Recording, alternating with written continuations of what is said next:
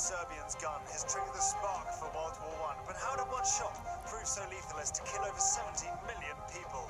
It's time for the history bomb of World War I. Let's set the scene. Late 19th century, Germany was booming, but there were signs of a storm brewing. Her Emperor Kaiser Wilhelm II had plans to teach his rivals a lesson. Now, Deutschland is high, but I'll take her higher. One word, two syllables, empire. Like Britain, I will rule sea und land. Watch out for this Vaterland. It's worth pointing out that the Kaiser was mentally unstable, but unfortunately for the rest of Europe, he was in charge. Germany's neighbors started to take notice. Hey, Russia, have you heard this guy? I'm thinking of putting my army on standby. I know, cousin Willie is giving me nausea, and now he signed an agreement with Austria. So tell her when we've got your back, we'll be here if the Kaiser attacks. It was against this backdrop that Gavrilo Princip, a young Serbian nationalist, shot dead Archduke Franz Ferdinand, the heir to the Austrian throne, setting off a terrible chain of events. Are you ready? Let's go. Austria and Germany attack into Serbia, who are allies with Russia. Didn't mention that earlier. Russia get ready to advance, and now brings in their pals, young France. Germany attack France as quick as they can, adopt an approach called the Schlieffen Plan. They go through Belgium, awful decision, as Belgium have friends, namely Great Britain. In come Italy. Now let's join the advance with the first British troops fighting in France. Get down, boys. We must take cover, or there'll be more machine gun fodder. Good Lord, those howitzer shells are big. Without delay, quick, chaps, dig! By November 1914, 400 miles of barbed wire and mud stretched from the Alps to Belgium. Commonwealth soldiers arrived from Australia, Africa and India, but still more troops were needed. Men of Britain, there's much to do. Your time is now. Your country needs you. Sir, we've just had news from Gallipoli.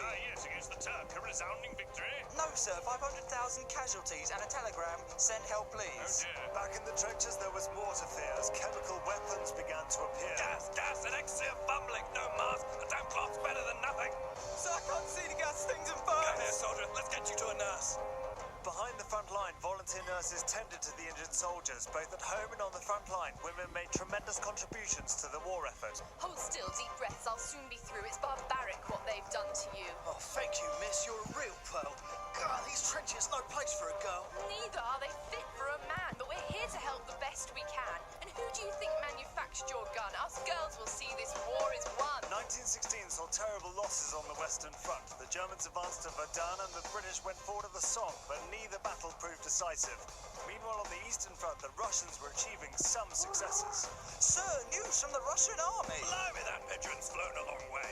Let me guess, they've been pushed back. No, actually, they've had a good crack. General Brusilov makes good progress. His wide attacks put Fritz under stress. His advance no less than 60 miles. Superb, great news. I like his style. Oh, hang on. And now his attack's been stalled. German reserves have been called. Oh, blast. It would take new tactics and technology to break the deadlock on either front. In 1917, Germany made a fatal calculation by pursuing a ruinous naval strategy. This war has gone on long enough. It's time for Deutschland to get down. The Allies need their post to stay alive. Cut these off and they cannot survive. German U-boats attacked Allied shipping to cut off supply. Critically, they attacked American ships, and in response, the United States declared war on Germany. It would take another year, however, for American troops to actually arrive in Europe. In the meantime, a Russian revolutionary seized his moment. My Russian brothers, listen in. Let me introduce myself. Vladimir Lenin. I promise to take this country far, but first, we need to kick out the Tsar. Good, that was easy. Now everyone's equal. We'll have bread, land, and peace for the people. I think Mother Russia's had enough of this war. I'll meet with the Germans to settle this score. The meeting took place in November 1917, and Russian land was divided by Germany into independent states, including the Ukraine. With Russia now out of the war, the Germans moved all efforts to the Western Front and planned a colossal effort in the spring of 1918.